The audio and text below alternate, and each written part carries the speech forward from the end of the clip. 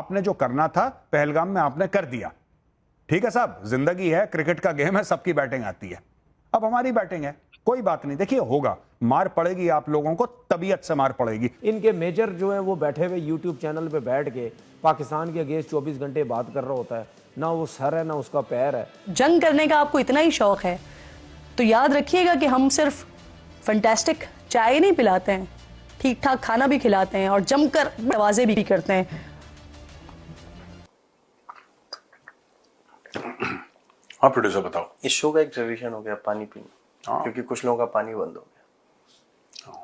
तो हमें देखते हैं। पी पाएंगे ना धो पाएंगे, कुछ नहीं होगा उनका, सब बंद है। उनकी मीडिया वालों की जेन्युइनली कोई औकात नहीं है।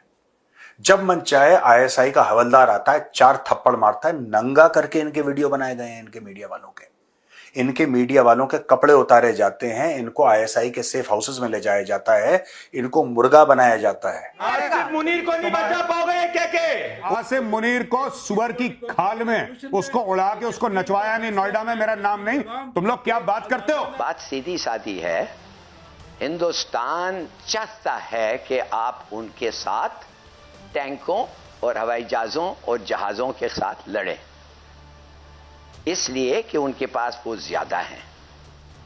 आप जो हैं, आप एक छोटा मुल्क है, आपका 250 मिलियन है, उनका 1.4 बिलियन है, उनकी इकोनॉमी 10 गुना आपसे ज्यादा है। मीडिया पे बड़ी गर्दिश कर रही है खबर कि आसिफ मुनीर बंकर में चला गया। हाँ जी, है ना। अब हमें नहीं पता है खबर सच है कि झूठ है, आई डोंट नो। लेकिन ये चीज कही जा रही है कि पहलगाम के बाद वो देखा नहीं गया। ऐसे आपके ख्याल में अगर जंग हुई तो ज्यादा नुकसान किसका होगा? देखें मरियम, पहली बात तो ये है कि अल्लाह करे ये बादल जो हैं ये बरसे बगैर गुजर जाएं। हर चीज में न्यूक्लियर आर्म्ड, हर चीज में न्यूक्लियर आर्म्ड। रमीज राजा कमेंट्री देता है, 4-5 साल पहले की बात है, वो कहता है this is a match between 2 nuclear armed neighbours. ये इनका हाल है। ये पाकिस्तानी क्यों न्यूक्लियर की बात करते हैं? क्योंकि इनको पता है कि भारत हमला करने वाला है और इनको पता है कि न्यूक्लियर करेंगे तो 4 लोग आके बीच में बचाव करवा देंगे हमारा। मैं आपको 2-3 चीजें बता देता हूं। हम कोई आपको प्रूफ देने में इंटरेस्टेड नहीं है। हमने 26/11 का प्रूफ दिया था, आपके जज ने बोला दिस इज लिटरेचर, उसने कूड़ेदान में फेंक दी प्रूफ। हमने पाकिस्तान को कूड़ेदान में फेंक दिया। देखिए बात सिंपल सी है भाई साहब, मैं आपको समझा देता हूं। सिंपल सी बात है, यहां पे आपका मुकदमा हुआ है, मोदी जी ने फैसला दे दिया है, वो फैसला, उस फैसले को इंप्लीमेंट करना इंडियन आर्म्ड फोर्सेस का काम है, वो हम कर देंगे। ये बहस क्यों कर रहे हैं? ये बहस क्यों कर रहे हैं कि ऐसा हो जाएगा फिर वैसा हो जाएगा? कुछ नहीं होने वाला। ये सारा मामला एक तरफा है। आपने जो करना था पहलगाम में आपने कर दिया। ठीक है साहब, जिंदगी है, क्रिकेट का गेम है, सबकी बैटिंग आती है। अब हमारी बैटिंग है, कोई बात नहीं। देखिए होगा, मार पड़ेगी आप लोगों को, तबीयत से मार पड़ेगी। कुत्तों को घी हजम नहीं होता, इनको घी देना बंद करें।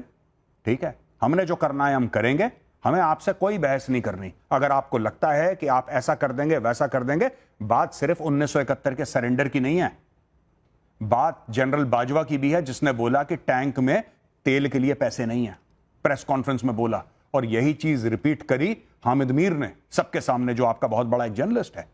Right, you can not fight against India. ये एक तरफा मार है, ये एक तरफा मार है और ये होने वाली है। देश का मूड बहुत खराब है। आप लोग जो भी दलीलें दें बेकार की चीज है। मुझे तो ये भी नहीं पता कि आप क्यों बेइज्जत होने आए हैं इस प्रोग्राम में, क्योंकि वो होने वाला है, फिर आपका मुल्क भी बेइज्जत होगा, ये सब होने वाला है। खाने को तो है नहीं, आटा मिलता नहीं, पानी है नहीं, बिजली आती नहीं, वहां पर जिस तरह की गुर्बत है, आपकी इस वक्त औकात भी है कि न्यूक्लियर बॉम्ब से किसी को डरा सके और कोई डर जाए उससे?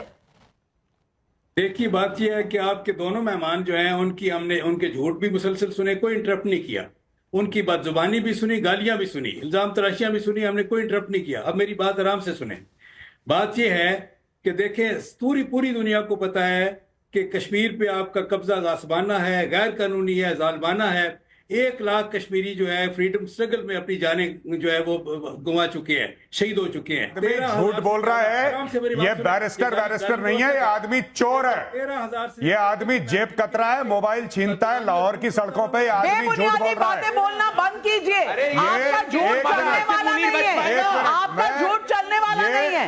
भारत का एक शख्स यहाँ बर्दाश्त नहीं करेगा। मुनीर को नहीं बचा पाओगे के उस आदमी को ठीक है, आसिम मुनीर को सुअर की खाल में उसको उड़ा के उसको नचवाया नहीं, नोएडा में मेरा नाम नहीं।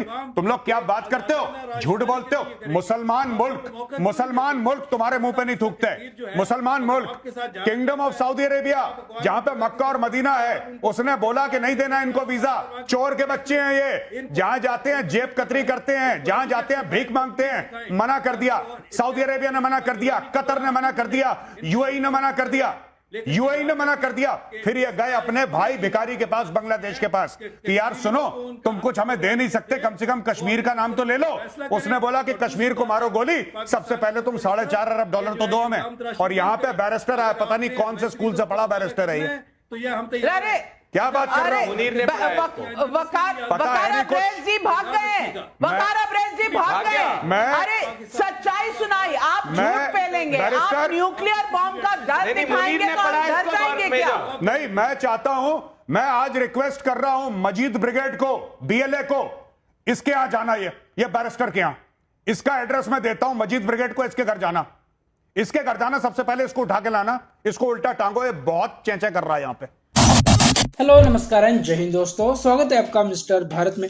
हर भारतीय यही चाहता है कि जम्मू कश्मीर के पहलगाम में पाकिस्तान द्वारा किया गया हमले का जवाब भारत को ऐसा देना चाहिए कि पाकिस्तान ये सोचने पर मजबूर हो जाए कि उसने पहलगाम में जो किया वो नहीं करना चाहिए था, और दोबारा ऐसी हरकत करने के बारे में पाकिस्तान सोचे भी ना। हर समय पाकिस्तान ऐसे ही जख्म भारत को देता है, कभी देश की आर्मी तो कभी देश के नागरिकों को पाकिस्तान निशाना बनाता है, और भारत इसके जवाब में आतंकवादियों के कुछ अड्डे उड़ाकर ये सोच लेता है कि हमने बदला ले लिया। लेकिन जहाँ से हमले की साजिशें रची जाती है और जो लोग ये योजनाएं बनाते हैं, जब तक इनको खत्म नहीं किया जाता तब तक कश्मीर शांत नहीं होगा। इस बार भारत सरकार की तेज हलचलें देखकर लगता है कि सरकार ने पाकिस्तान का फाइनल बंदोबस्त करने का सोच लिया है, और इसी दिशा में भारत ने इस हमले के बाद जवाबी कार्रवाई करते हुए 5 बड़े फैसले लिए हैं। भारत ने सभी पाकिस्तानी नागरिकों को देश छोड़ने के लिए कहा है।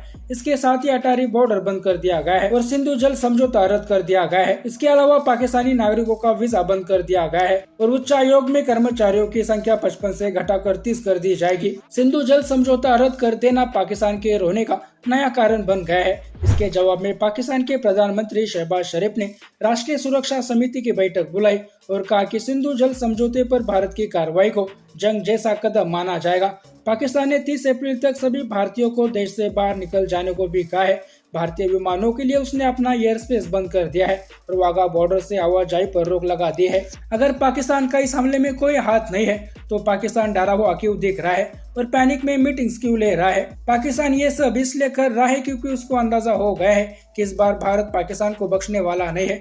कश्मीर में हो रही डेवलपमेंट और शांत होता कश्मीर पाकिस्तान की आंखों में खटक रहा था, इसीलिए पाकिस्तान ने यह हमला करके कश्मीर को फिर से अशांत करने की कोशिश की और ऐसे समय में की जब पाकिस्तान के अपने ये हालात ठीक नहीं है। ऐसे में अब जब भारत पलटवार करेगा तो इसका वार पाकिस्तान शायद ही बर्दाश्त कर पाए। जैसे मेजर साहब ने कहा कि पाकिस्तान अपनी बैटिंग कर चुका है, अब भारत की बारी है। बाकी दोस्तों आपकी राय इस पर क्या है, नीचे कमेंट बॉक्स में बताइए। और ऐसे ही वीडियोस के लिए मिस्टर भारत को अभी सब्सक्राइब करें।